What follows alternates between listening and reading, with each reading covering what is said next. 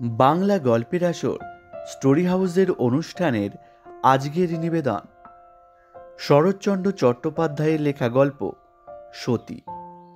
গল্পটি শুনে ভালো লাগলে ভিডিওটাতে লাইক করবেন এবং আপনার বন্ধুদেরকে শেয়ার করবেন। কেমন লাগলো আপনার মতামত কমেন্ট বক্সে জানাতে ভুলবেন না। চলুন শুনে নেওয়া যাক শরৎচন্দ্র চট্টোপাধ্যায়ের সতী।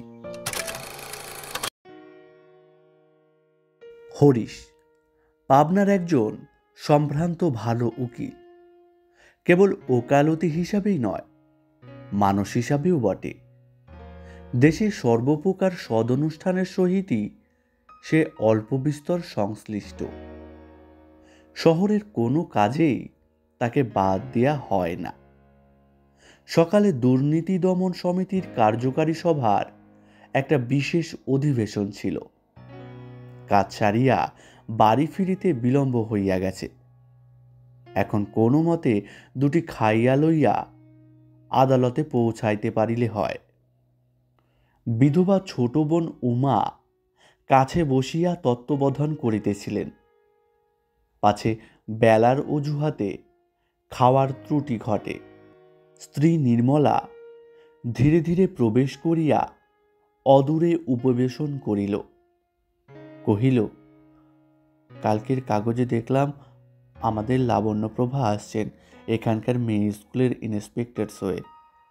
এই সহজ কথা কয়টির ইঙ্গিত অতীব গরীব। উমা চকিত হইয়া কহিল, সত্যি নাকি? তা লাবণ্য নাম এমন তো কতই আছে বৌদি। নির্মলা বলিল, তা আছে, ওকে জিজ্ঞাসা করছি। হরিশ মুখ তুলিয়া সহসা কুটকণ্ঠে বলিয়া উঠিল, আমি জানবো কি করে শুনি? গভর্নমেন্ট কি আমার সঙ্গে পরামর্শ করে লোক বহাল করে নাকি? স্ত্রী স্নিগ্ধ স্বরে জবাব দিল, আহা, রাগ করো কেন? রাগের কথা তো বলিনি। তোমার তদবির তাগাদায় যদি কারো উপকার হয়ে থাকে সে তো আহ্লাদের কথা। এই বলিয়া যেমন আসিয়াছিল তেমনি মন্থর মৃদুপদে বাহির হইয়া গেল। উমা শশব্যস্ত হয়ে উঠিল, আমার মাথা খাও দাদা, উঠো না, উঠো না। হরিশ বিদ্যুৎ বেগে আসন ছাড়িয়া উঠিল। শান্তিতে এক মুঠো খাবারও জো নেই। আত্মঘাতী না হলে আর। বলিতে বলিতে দ্রুত বেগে বাহির হইয়া গেল। যাবার পথে স্ত্রীর মধুর কণ্ঠ কানে গেল, তুমি কোন দুঃখে আত্মঘাতী হবে? যে হবে সে একদিন জগৎ দেখবে। এখানে হরিশের একটু পূর্ব বৃত্তান্ত বলা প্রয়োজন। এখন তাহার বয়স 40-এর কম নয়, কিন্তু কম যখন সত্যি ছিল সেই পাঠ্য ব্যবস্থার একটু ইতিহাস আছে। পিতা রামমোহন তখন বরিশালের সব জজ। হরিশ MA পরীক্ষার পড়া তৈরি করতে কলিকাতার মেস ছাড়িয়া বরিশালে আসিয়া উপস্থিত হইল। প্রতিবেশী ছিলেন হরকুমার মজুমদার, স্কুল ইন্সপেক্টর। লোকটি নিরীহ, নিরহংকার এবং অগাধ পণ্ডিত। সরকারি কাজে ফুরসত পাইলে এবং সদরে থাকিলে মাঝে মাঝে আসিয়া সদরালা বাহাদুরের বৈঠকখানায় বসিতেন। অনেকেই আসিতেন, টাকাওয়ালা মুন্সেফ, দাড়িছাটা ডেপুটি, মহাস্তবীর সরকারি উকিল এবং শহরের অন্যান্য মান্যগণ্যের দল। সন্ধ্যার পরে কেউই প্রায় অনুপস্থিত থাকিতেন না। তাহার কারণ ছিল, সদরওয়ালা নিজে ছিলেন নিষ্ঠাবান হিন্দু। অতএব আলাপ আলোচনার অধিকাংশই হইত ধর্ম সম্বন্ধে, এবং যেমন সর্বত্র ঘটে এখানেও তেমনই আধ্যাত্ম তত্ত্বকথার শাস্ত্রীয় মীমাংসার সমাধা হইত খণ্ডযুদ্ধের অবসানে।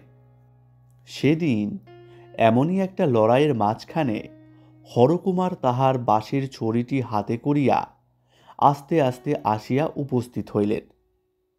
এই সকল যুদ্ধবিগ্রহ ব্যাপারে কোনোদিন তিনি কোনো অংশগ্রহণ করিতেন না।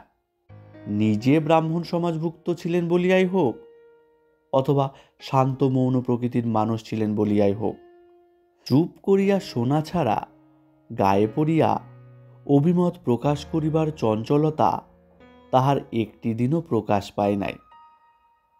আজ কিন্তু অন্য রূপ ঘটিল।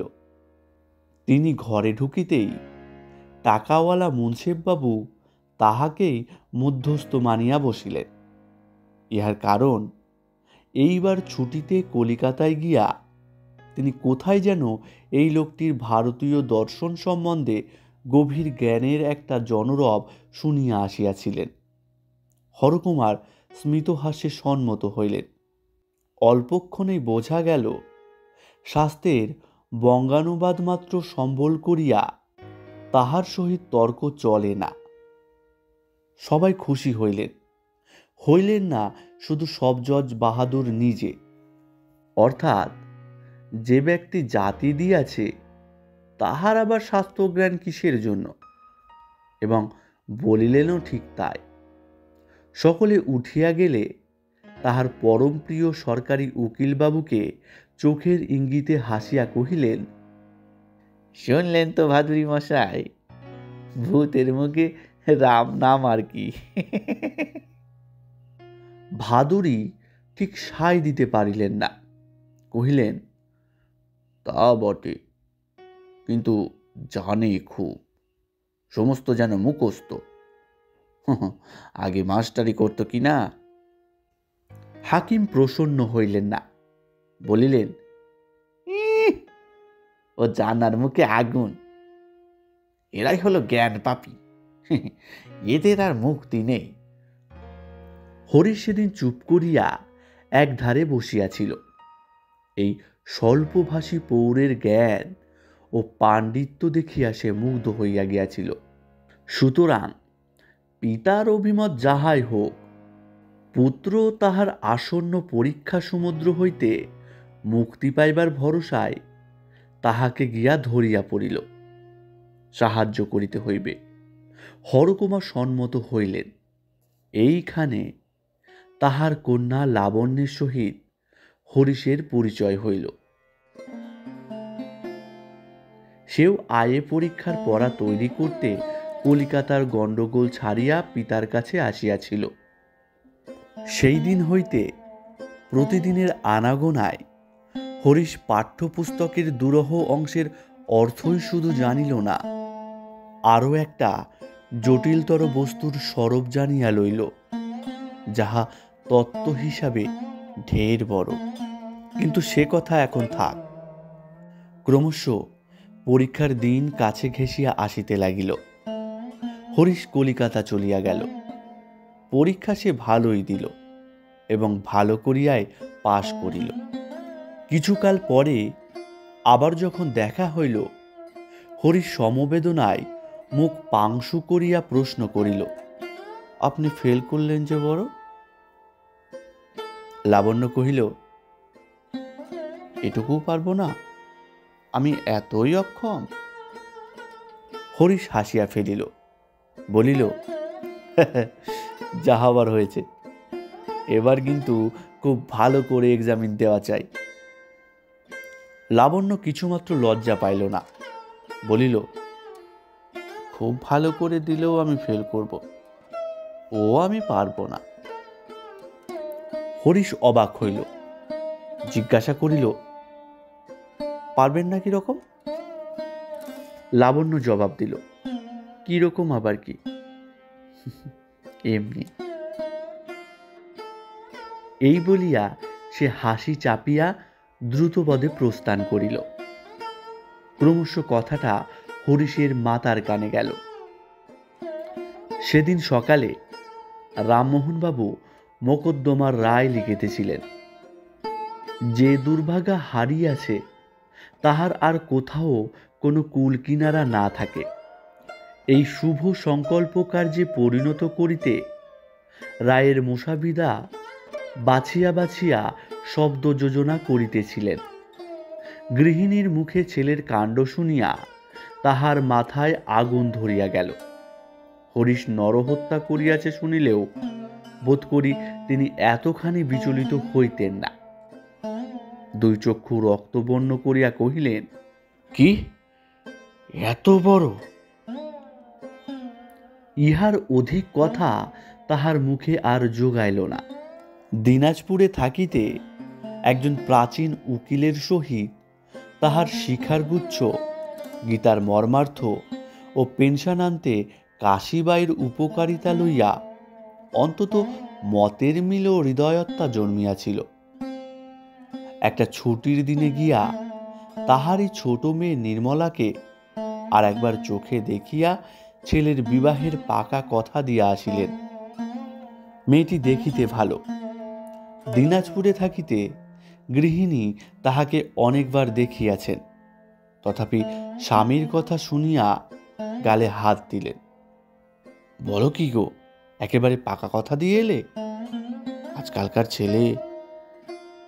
কর্তা কহিলেন, কিন্তু আমি তো আজকালকার বাপ নই। আমি আমার সেকেলে নিয়মেই ছেলে মানুষ করতে পারি। হরিশের পছন্দ যদি না হয় আর কোনো উপায় দেখতে বলো।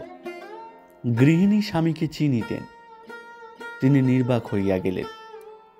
কর্তা পুনশ্চ বলিলেন, মেয়ে ডানাকাটা পরি না হোক, ভদ্র ঘরের কন্যা। সে যদি তার মায়ের সতীত্ব আর বাপের হিন্দুয়ানি নিয়ে আমাদের ঘরে আসে, তাই যেন হরিশ ভাগ্য বলে মানে। খবরটা প্রকাশ পাইতে বিলম্ব হইল না। হরিশও শুনিল। প্রথমে সে মনে করিল পলাইয়া কলিকাতায় গিয়া কিছু না জোটে টিউশনি করিয়া জীবিকা নির্বাহ করিবে। পরে ভাবিল সন্ন্যাসী হইবে। শেষে পিতা স্বর্গ, পিতা ধর্ম, পিতা হি পরম তপ ইত্যাদি স্মরণ করিয়া স্থির হইয়া রহিল। কন্যার পিতা ঘটা করিয়া পাত্র দেখিতে আসিলেন এবং আশীর্বাদের কাজটাও এই সঙ্গে সারিয়া লইলেন। সভায় শহরের বহু সম্ভ্রান্ত ব্যক্তি আমন্ত্রিত হইয়া আসিয়াছিলেন। নিরীহ হরকুমার কিছু না জানিয়াই আসিয়াছিলেন। তাহাদের সমক্ষে রায়বাহাদুর ভাবী বৈবাহিক মৈত্র মহাশয়ের হিন্দু ধর্মে প্রগাঢ় নিষ্ঠার পরিচয় দিলেন এবং ইংরাজি শিক্ষার সংখ্যাতীত দোষ কীর্তন করিয়া অনেকটা এইরূপ অভিমত প্রকাশ করিলেন যে তাহাকে 1000 টাকা মাহিনা চাকরি দেওয়া ব্যতীত ইংরেজের আর কোনো গুণ নাই। আজকাল দিনক্ষণ অন্যরূপ হইয়াছে। ছেলেদের ইংরেজি না পড়াইলেই চলে না। কিন্তু যে মূর্খ এই ম্লেচ্ছ বিদ্যা ও ম্লেচ্ছ সভ্যতা হিন্দুর শুদ্ধান্তপুরের মেয়েদের মধ্যে টানিয়া আনে, তাহার ইহকালও নাই, পরকালও নাই। একা হরকুমার ভিন্ন ইহার নিগুড় অর্থ কাহারও অবিদিত রহিল না। সেদিন সভা ভঙ্গ হইবার পূর্বেই বিবাহের দিন স্থির হইয়া গেল এবং যথাকালে শুভকর্ম সমাধা হইতেও বিঘ্ন ঘটিল না। কন্যাকে শ্বশুর গৃহে পাঠাইবার প্রাক্কালে মৈত্রীগৃহিণী নির্মলার সতীসাধ্যী মাতা ঠাকুরুনী বধূ জীবনের চরম তত্ত্বটি মেয়ের কানে দিলেন। বলিলেন, মা, পুরুষ মানুষকে চোখে চোখে না রাখিলেই সে গেল।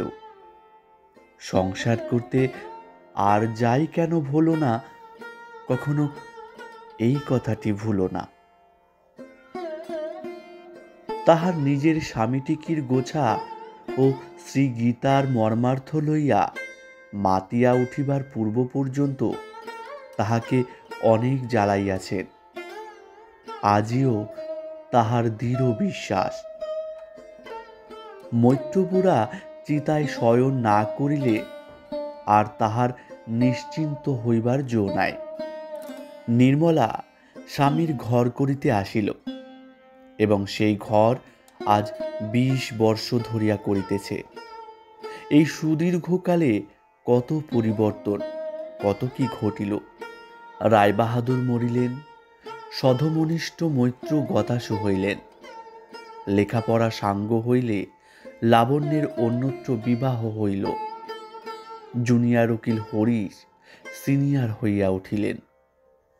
বয়স তাহার যৌবন পার হইয়া পৌরত্বে গিয়া পড়িল। কিন্তু নির্মলা আর তাহার মাতৃদত্ত মন্ত্র এই জীবনে ভুলিল না। এই সজীব মন্ত্রের ক্রিয়া যে এত সত্বর শুরু হইবে তাহা কে জানিত। রায়বাহাদুর তখনও জীবিত, পেনশন লইয়া পাবনার বাটিতে আসিয়া বসিয়াছেন। হরিশের এক উকিল বন্ধুর পিতৃশ্রাদ্ধ উপলক্ষে কলিকাতা হইতে একজন ভালো কীর্তনওয়ালী আসিয়াছে। সে দেখিতে সুস্ত্রী এবং বয়স কম। অনেকেরই ইচ্ছা ছিল কাজকর্ম আনতে একদিন ভালো করিয়া তাহার কীর্তন শোনা। পরদিন হরিশের গান শুনিবার নিমন্ত্রণ হইল। শুনিয়া বাড়ি ফিরিতে একটু অধিক রাত্রি হইয়া গেল। নির্মলা ওপরের খোলা বারান্দায় রাস্তার দিকে চাহিয়া দাঁড়াইয়াছিল। স্বামীকে ওপরে উঠিতে দেখিয়া জিজ্ঞাসা করিল, গান লাগলো কেমন? হরিশ খুশি হইয়া কহিল, খাসা গায়। দেখতে কেমন? মন্দ না, ভালোই। নির্মলা কহিল, তাহলে রাতটা একেবারে কাটিয়ে এলেই তো পারতে। এই অপ্রত্যাশিত কুৎসিত মন্তব্যে হরিশ ক্রুদ্ধ হইবে কি বিস্ময়ে অভিভূত হইয়া গেল। তাহার মুখ দিয়া শুধু বাহির হইল, কিরকম? নির্মলা সক্রোধে বলিল, রকম ভালোই। আমি কচি খুকি নই, জানি সব, বুঝি সব। আমার চোখে ধুলো দেবে তুমি? আচ্ছা। উমা পাশের ঘর হইতে ছুটিয়া আসিয়া সভয়ে কহিল, তুমি করছো কি বৌদি? বাবা শুনতে পাবেন যে। নির্মলা জবাব দিল, পেলেনি বা শুনতে? আমি তো চুপি চুপি কথা কইছি নে। এই উত্তরের প্রত্যুত্তরে যে উমা কি বলিবে ভাবিয়া পাইল না, কিন্তু পাছে তাহার উচ্চ স্বরে বৃদ্ধ পিতার ঘুম ভাঙিয়া যায়, এই ভয়ে সে পরক্ষণে জোর হাতে ক্রুদ্ধ চাপা গলায় মিনতি করিয়া বলিল, রক্ষে করো বৌদি, এত রাত্রে চেঁচিও না, আর কেলেঙ্কারি করো না।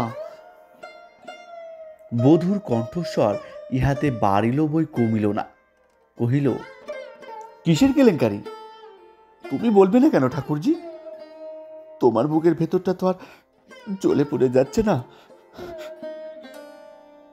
বলিতে বলিতে সে কাঁদিয়া ফেলিয়া দ্রুত বেগে ঘরে ঢুকিয়া সশব্দে দ্বারে খিল বন্ধ করিয়া দিল। হরিশ কাঠের পুতুলের মতো নিঃশব্দে নিচে আসিয়া বাকি রাতটুকু মক্কেলের বসিবার বেঞ্চের উপর শুইয়া কাটাইল। অতঃপর দিন দশেকের মতো উভয়ের বাক্যালাপ স্থগিত হইয়া গেল। কিন্তু হরিশকেও আর সন্ধ্যার পরে বাহিরে পাওয়া যায় না। গেলেও তাহার শঙ্কাকুল ব্যাকুলতা লোকের হাসির বস্তু হইয়া উঠিল। বন্ধুরা রাগ করিয়া বলিতে লাগিলেন, হরিশ, যত বুড়ো হচ্ছ রোগও যে ততই বেড়ে যাচ্ছে হে। হরিশ অধিকাংশ স্থলেই জবাব দিত না, কেবল খোঁচা বেশি করিয়া বিধিলেই বলিত, এই ঘেন্নাই আমাকে যদি তোমরা ত্যাগ করতে পারো তো তোমরাও বাঁচো, আমিও বাঁচি। বন্ধুরা কহিতেন, বৃথা বৃথা, ওকে লজ্জা দিতে গিয়ে এখন নিজেরাই লজ্জায় মরি। সেবার বসন্ত রোগে লোক মরিতে লাগিল খুব বেশি। হরিশকেও রোগে ধরিল। কবিরাজ আসিয়া পরীক্ষা করিয়া মুখ গম্ভীর করিলেন। কহিলেন, মারাত্মক, রক্ষা পাওয়া কঠিন। রায়বাহাদুর তখন পরলোকে। হরিশের বৃদ্ধা মাতা আছাড় খাইয়া পড়িলেন। নির্মলা ঘর হইতে বাহির হইয়া কহিল, আমি যদি সতীমায়ের সতীকন্যা হই, আমার নোয়া সিঁদুর ঘুচবে সাদ্দিকার? তোমরা ওকে দেখো, আমি চললুম। এই বলিয়া সে শীতলার মন্দিরে গিয়া হত্যা দিয়া পড়িল। কহিল, উনি বাঁচেন তো আবার বাড়ি ফিরব, নইলে নইলে এখান থেকে ওর সঙ্গেই যাব।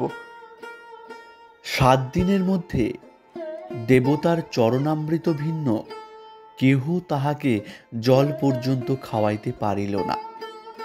কবিরাজ আসিয়া বলিলেন, মা, তোমার স্বামী আরোগ্য হয়েছেন, এবার তুমি ঘরে চলো। লোকে ভিড় করিয়া দেখিতে আসিল। মেয়েরা পায়ের ধুলা লইল, তাহার মাথায় থাবা থাবা সিঁদুর ঘষিয়া দিল। কহিল, মানুষ তো নয়, যেন সাক্ষাৎ মা। বৃদ্ধেরা বলিলেন, সাবিত্রীর উপখ্যান মিথ্যে না কলিতে ধর্ম গেছে বলে একেবারেই 16 আনায় গেছে? হ্যাঁ, জমের মুখ থেকে স্বামীকে ফিরিয়ে নিয়ে এলো। বন্ধুরা লাইব্রেরি ঘরে বলা বলি করিতে লাগিল, সাধে আর মানুষের স্ত্রীর গোলাম হয় হে। বিয়ে তো আমরাও করেছি, কিন্তু এমন নইলে আর স্ত্রী? হ্যাঁ, এখন বোঝা গেল কেন হরি সন্ধ্যার পরে বাইরে থাকতো না। বীরেন উকিল ভদ্রলোক। গত বৎসর ছুটিতে কাশী গিয়া সে সন্ন্যাসীর কাছে মন্ত্র লইয়া আসিয়াছে। টেবিলে প্রচণ্ড করাঘাত করিয়া কহিল, আমি জানতাম হরিশ মরতেই পারে না। সত্যিকারের সতীত্ব জিনিসটা কি সোজা ব্যাপার হে? হ্যাঁ, বাড়ি থেকে বলে গেল যদি সতী মায়ের সতী কন্যা হইতো, উফ, শরীর শিউরে ওঠে। তারিণী চাটুর্যের বয়স হইয়াছে, আফিংখোর লোক। একধারে বসিয়া নিবিষ্ট চিত্তে তামাক খাইতেছিল। হুকাটা বেহারার হাতে দিয়া নিঃশ্বাস ফেলিয়া বলিল, শাস্ত্রমতে সহধর্মিণী কথাটা ভারী শক্ত। আমার দেখো না, কেবল মেয়েই 7টা। বিয়ে দিতে দিতেই ফতুর হয়ে গেলাম। অনেকদিন পরে ভালো হইয়া আবার যখন হরিশ আদালতে উপস্থিত হইল, তখন কত লোকে যে তাহাকে অভিনন্দিত করিল তাহার সংখ্যা নাই। ব্রজেন্দ্রবাবু সখেতে কহিলেন, ভাই হরিশ, স্ত্রৈণ বলে তোমার অনেক লজ্জা দিয়েছি, মাপ করো। লক্ষ কেন, কোটি কোটির মধ্যেও তোমার মতো ভাগ্যবান নেই, তুমি ধন্য।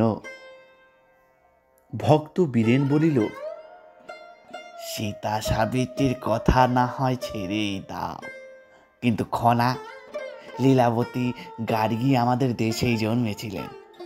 ভাই, স্বরাজ ফরাজ যাই বলো, কিছুতেই হবে না। মেয়েদের যতদিন না আবার তেমনি তৈরি করতে পারবো। আমার তো মনে হয় শীঘ্রই পাবনায় একটা আদর্শ নারী শিক্ষা সমিতি গড়ে তোলা প্রয়োজন, এবং যে আদর্শ মহিলা তার পার্মানেন্ট প্রেসিডেন্ট হবেন, তার নাম তো আমরা সবাই জানি। বৃদ্ধ তারিণী চাটুর্যে বলিলেন, সেই সঙ্গে একটা পণ প্রথা নিবারণী সমিতিও হওয়া আবশ্যক। দেশটা ছারখার হয়ে গেল গা। ব্রজেন্দ্র কহিল, হরিশ, তোমার তো ছোটবেলায় খাসা লেখার হাত ছিল, তোমার উচিত তোমার এই রিকভারি সম্বন্ধে একটা আর্টিকেল লিখে আনন্দবাজার পত্রিকায় ছাপিয়ে দেওয়া। হরিশ কোনো কথারই জবাব দিতে পারিল না। কৃতজ্ঞতায় তাহার 2 চক্ষু ছলছল করিতে লাগিল। মৃত জমিদার গোসাইচরণের বিধবা পুত্রবধূর সহিত অন্যান্য পুত্রদের বিষয় সংক্রান্ত মামলা বাঁধিয়াছিল। হরিশ ছিল বিধবার উকিল। জমিদারের আমলা কে যে কোন পক্ষে জানা কঠিন বলিয়া গোপনে পরামর্শের জন্য বিধবা নিজেই ইতিপূর্বে 2-1 বার উকিলের বাড়ি আসিয়াছিলেন। আজ সকালেও তাহার গাড়ি আসিয়া হরিশের সদর দরজায় থামিল।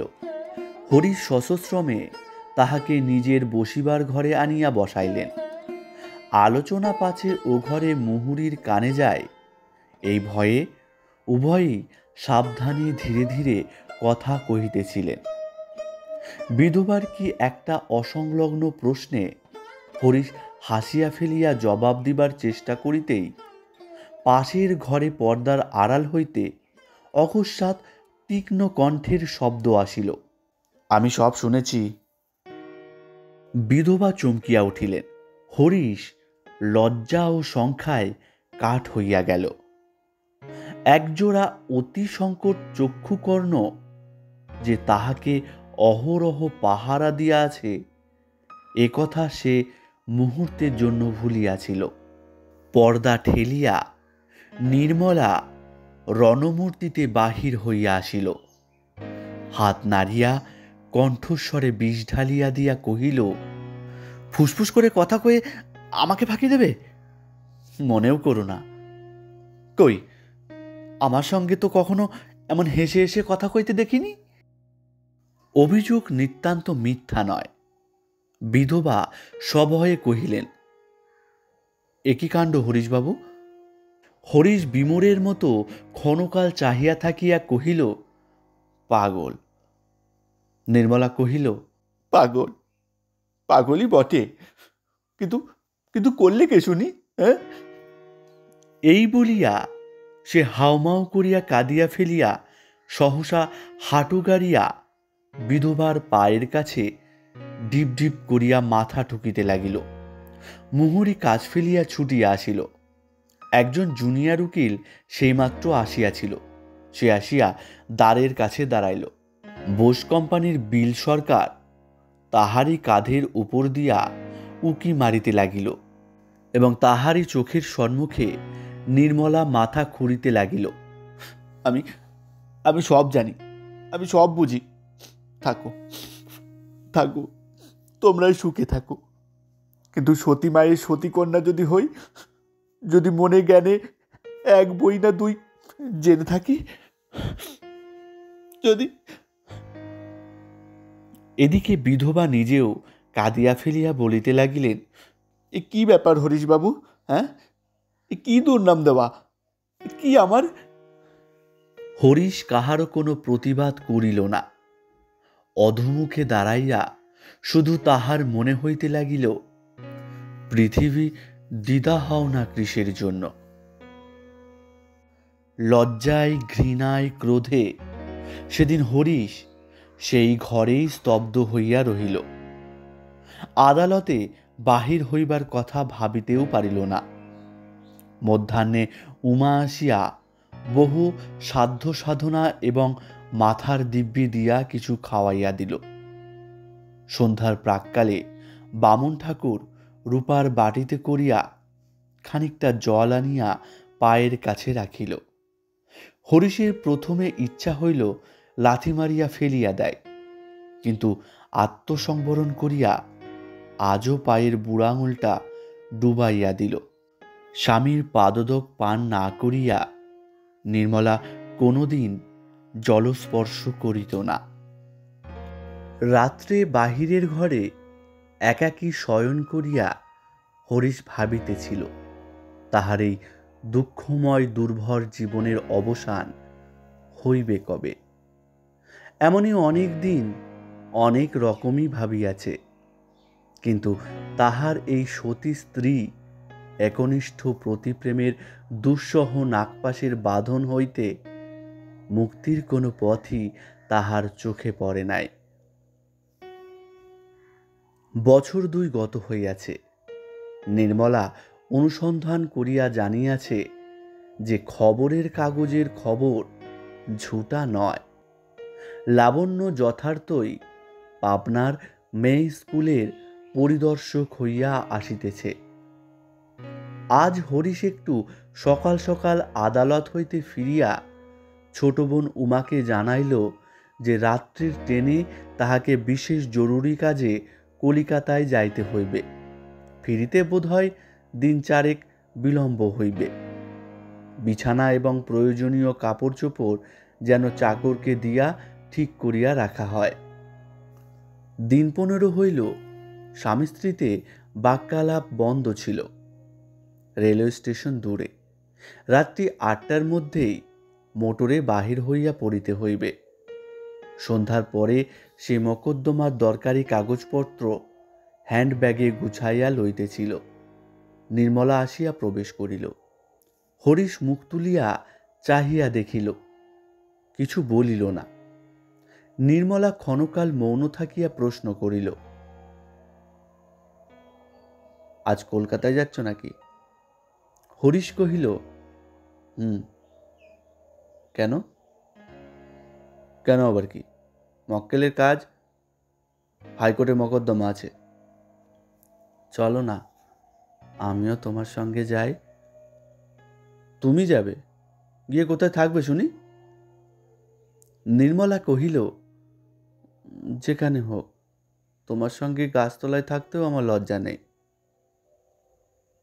কথাটি ভালো এবং সতীশ্রীরই উপযুক্ত, কিন্তু হরিশের সর্বাঙ্গে যেন বিছুটি মাখাইয়া দিল। কহিল, তোমার লজ্জা না থাক, আমার আছে। আমি গাছতলার পরিবর্তে আপাতত কোনো এক বন্ধুর বাড়িতে গিয়ে উঠব স্থির করেছি। নির্মলা বলিল, তাহলে তো ভালোই হলো। তার বাড়িতেও স্ত্রী আছে, ছেলে মেয়ে আছে, আমার কোনো অসুবিধা হবে না। হরিশ কহিল, না, সে হবে না। বলা নেই কওয়া নেই, বিনা আহ্বানে পরের বাড়ি তোমাকে নিয়ে গিয়ে আমি উঠতে পারবো না।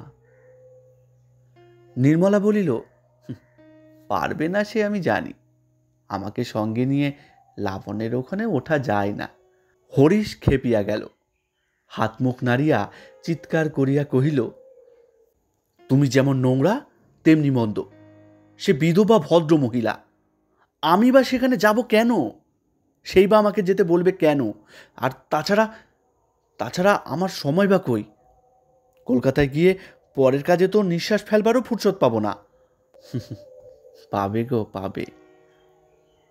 এই বলিয়া নির্মলা ঘর হইতে বাহির হইয়া গেল। দিন তিনেক পরে হরিশ কলিকাতা হইতে ফিরিয়া আসিলে স্ত্রী কহিল, 4-5 দিন বলে গেলে 3 দিনেই ফিরে এলে যে বড়? হরিশ কহিল, কাজ চুকে গেল, চলে এলাম। নির্মলা জোর করিয়া একটু হাসিয়া প্রশ্ন করিল, লাবণের সঙ্গে দেখা হয়নি বুঝি? হরিশ কহিল, না। নির্মলা অতিশয় ভালো মানুষের মতো জিজ্ঞাসা করিল, কলকাতাতেই যদি গেলে একবার খবর নিলে না কেন? হরিশ জবাব দিল, সময় পাইনি। অত কাছাকাছি গেলে সময় একটু করে নিলেই তো হতো। এই বলিয়া সে চলিয়া গেল। ইহার মাসখানেক পরে একদিন আদালতে বাহির হইবার সময় হরিশ ভগিনীকে ডাকিয়া কহিল, আজ আমার ফিরতে বোধ করি একটু রাত হয়ে যাবে উমা। কেন দাদা? উমা কাছেই ছিল, আসতে বলিলেও চলিত, কিন্তু কণ্ঠস্বর উঁচুতে চড়াইয়া অদৃশ্য কাহকে লক্ষ্য করিয়া হরিশ উত্তর দিল, যোগিনবাবুর বাড়িতে একটা জরুরি পরামর্শ আছে, দেরি হয়ে যেতে পারে। ফিরিতে দেরি হইল, রাত্রি 12টার কম নয়। হরিশ মোটর হইতে নামিয়া বাহিরের ঘরে গিয়া প্রবেশ করিল। কাপড় ছাড়িতে ছাড়িতে শুনিতে পাইল, স্ত্রী উপরের জানালা হইতে সোফারকে ডাকিয়া বলিতেছে, আব্দুল, যোগিনবাবুর বাড়ি থেকে এলে বুঝি? আব্দুল কহিল, नहीं माई जी, स्टेशन से आते हैं। স্টেশন?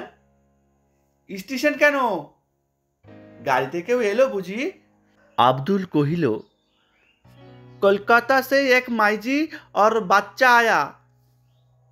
কলকাতা থেকে? বাবু গিয়ে তাদের নিয়ে এসে বাসায় পৌঁছে দিলেন বুঝি? আব্দুল হাঁ বলিয়া জবাব দিয়া গাড়ি আস্তাবলে লইয়া গেল। ঘরের মধ্যে হরিশ আড়ষ্ট হইয়া দাঁড়াইয়া রহিল। এরূপ সম্ভাবনার কথা যে তাহার মনে হয় নাই তাহা নয়, কিন্তু নিজের চাকরকে মিথ্যা বলিতে অনুরোধ করিতে সে কিছুতেই পারিয়া ওঠে নাই। রাত্রে শোবার ঘরের মধ্যে একটা কুরুক্ষেত্র কাণ্ড হইয়া গেল। পরদিন সকালেই লাবণ্য ছেলে লইয়া এ বাটিতে আসিয়া উপস্থিত হইল। হরিশ বাহিরের ঘরে ছিল। তাহাকে কহিল, আপনার স্ত্রীর সঙ্গে পরিচয় নেই, একটু আলাপ করিয়ে দেবেন। হরিশের বুকের মধ্যে তোলপাড় করিতে লাগিল। একবার সে এমনও বলিতে চাহিল যে এখন অত্যন্ত কাজের তাড়া, কিন্তু সে অজুহাত খাটিল না। তাহাকে সঙ্গে করিয়া আনিয়া স্ত্রীর সহিত পরিচয় করাইয়া দিতে হইল। বছর 10 ছেলে এবং লাবণ্য। নির্মলা তাহাদের সমাদরে গ্রহণ করিল, ছেলেকে খাবার খাইতে দিল এবং তাহার মাকে আসন পাতিয়া সযত্নে বসাইল। কহিল, আমার সৌভাগ্য যে আপনার দেখা পেলাম। লাবণ্য ইহার উত্তর দিয়া বলিল, হরিশবাবুর মুখে শুনেছিলাম আপনি ক্রমাগত বারব্রত আর উপবাস করে করে শরীরটাকে নষ্ট করে ফেলেছেন, এখনো তো বেশ ভালো দেখাচ্ছে না। নির্মলা সহাস্যে কহিল, বাড়ানো কথা, কিন্তু এ আবার উনি কবে বললেন? হরিশ তখনও কাছে দাঁড়াইয়াছিল।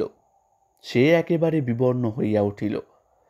লাবণ্য কহিল, এবার কলকাতায় খেতে বসে কেবল আপনারই কথা। ওর বন্ধু কুশলবাবুর বাড়ি থেকে আমাদের বাড়ি খুব কাছে কিনা, ছাতের উপর থেকে চেঁচিয়ে ডাকলেই শোনা যায়।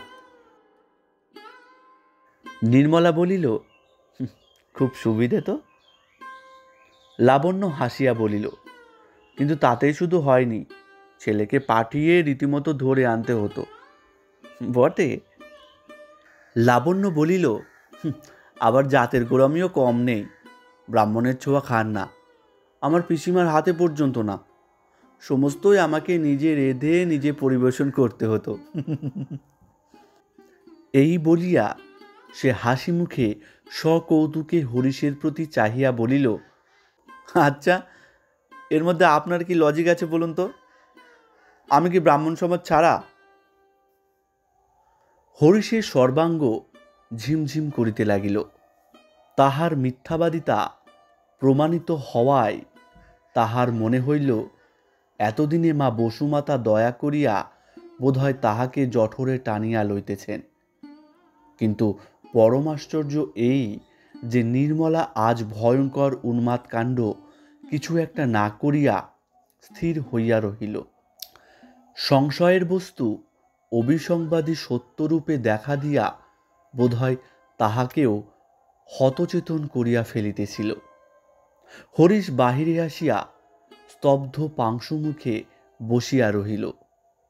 এই ভীষণ সম্ভাবনার কথা স্মরণ করিয়া লাবণ্যকে পূর্বাহ্নে সতর্ক করিবার কথা বহুবার তাহার মনে হইয়াছে, কিন্তু আত্ম অবমাননাকর ও একান্ত মর্যাদাহীন লুকোচুরির প্রস্তাব সে কোনো মতেই এই শিক্ষিত ও ভদ্র মহিলাটির সম্মুখে উচ্চারণ করিতে পারে নাই। লাবণ্য চলিয়া গেলে নির্মলা ঝড়ের বেগে ঘরে ঢুকিয়া বলিল, ছি, তুমি এত মিথ্যাবাদী, এত মিথ্যা কথা বলো? হরিশ চোখ রাঙাইয়া লাফাইয়া উঠিল, বেশ করি বলি, আমার খুশি। নির্মলা ক্ষণকাল স্বামীর মুখের প্রতি নিঃশব্দে চাহিয়া থাকিয়া কাঁদিয়া ফেলিল। কহিল, বলো, যত ইচ্ছে মিথ্যে বলো, যত খুশি আমাকে ঠকাও, কিন্তু কিন্তু ধর্ম যদি থাকে, যদি সতী মায়ের মেয়ে হই, যদি কাইবনে সতী হই, আমার জন্যে তোমাকে একদিন কাঁদতে হবে, কাঁদতে হবে, হবে, হবে।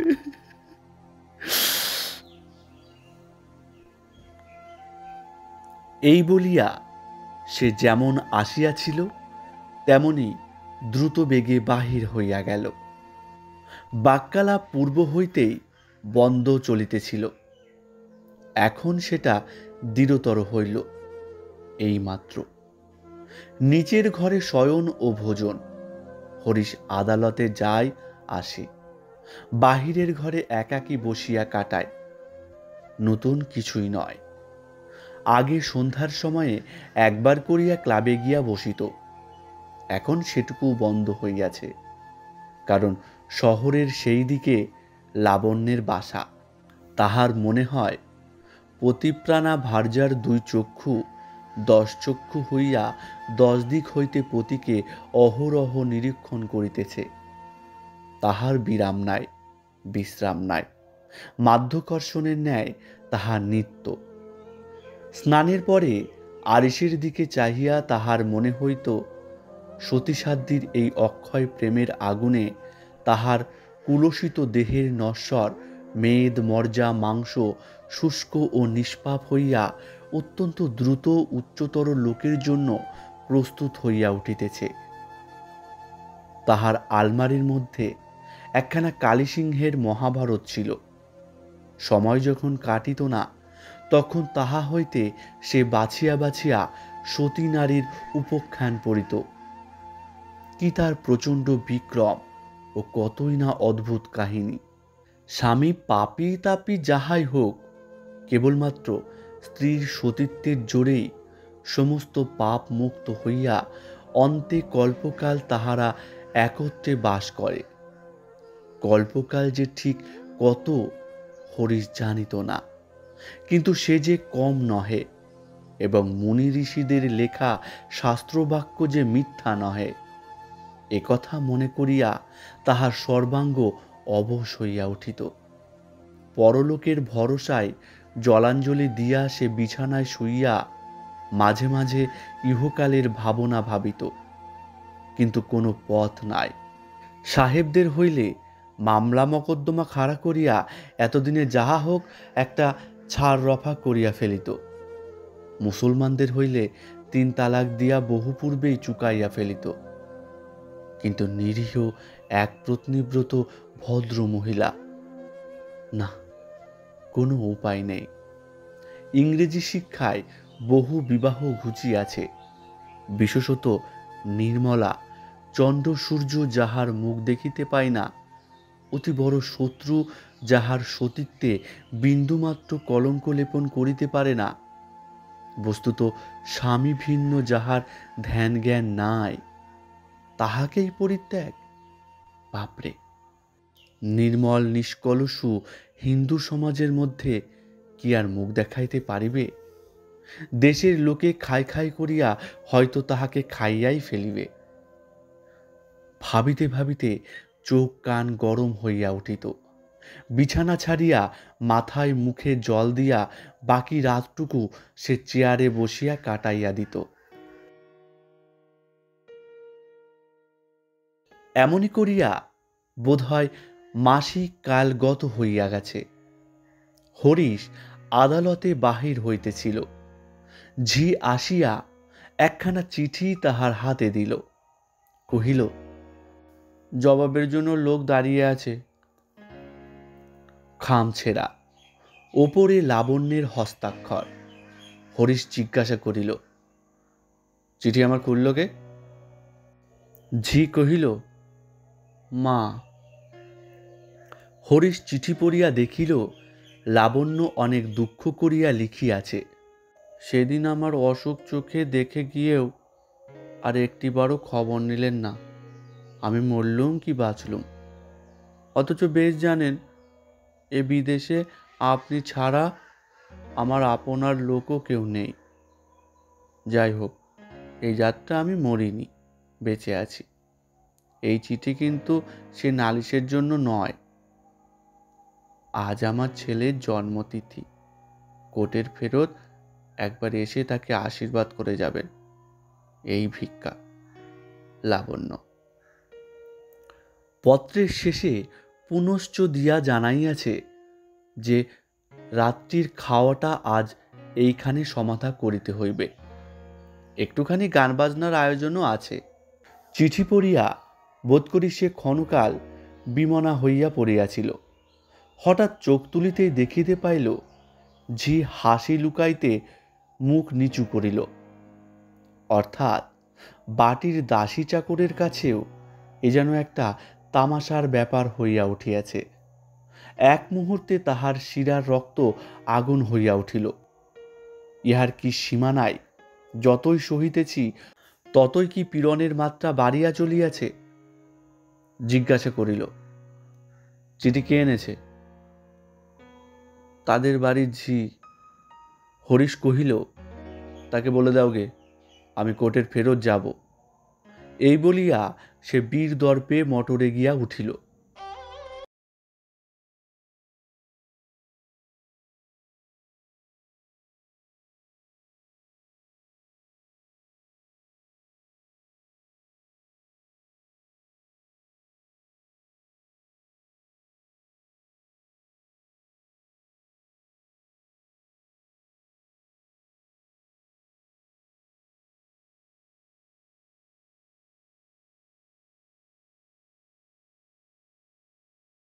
দল অল্পক্ষণ হইল বিদায় লইয়াছেন।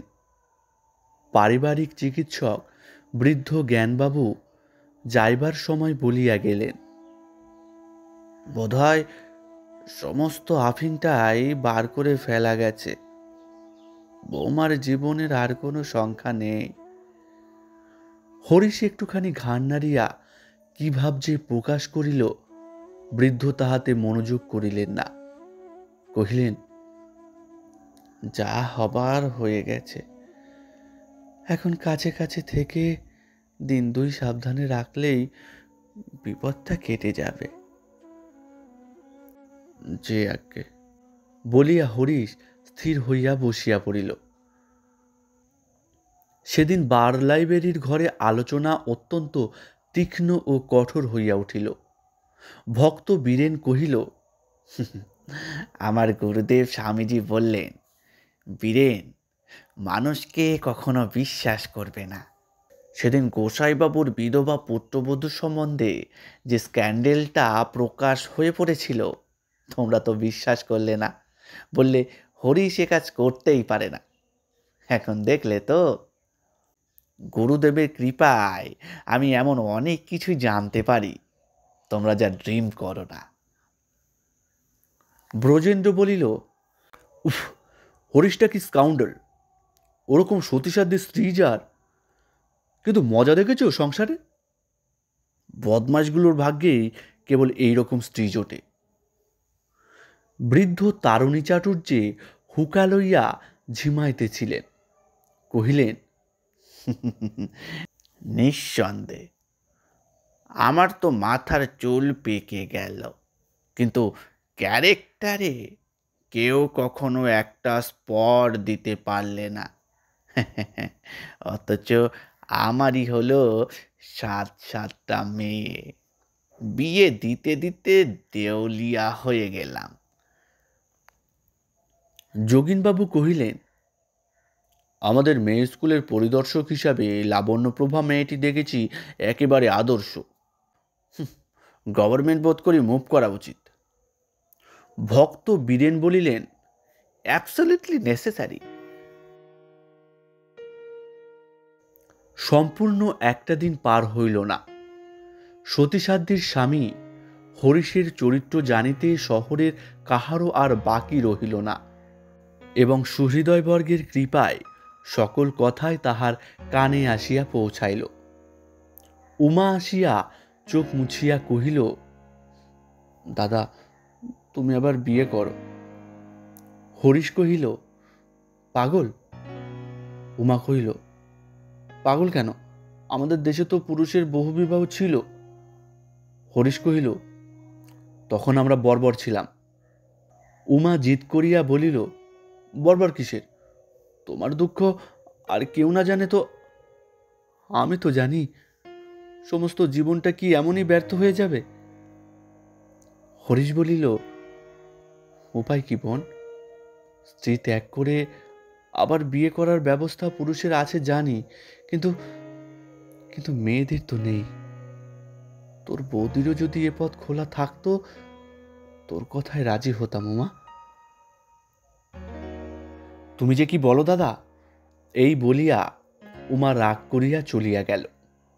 হরিশ চুপ করিয়া একাকী বসিয়া রহিল।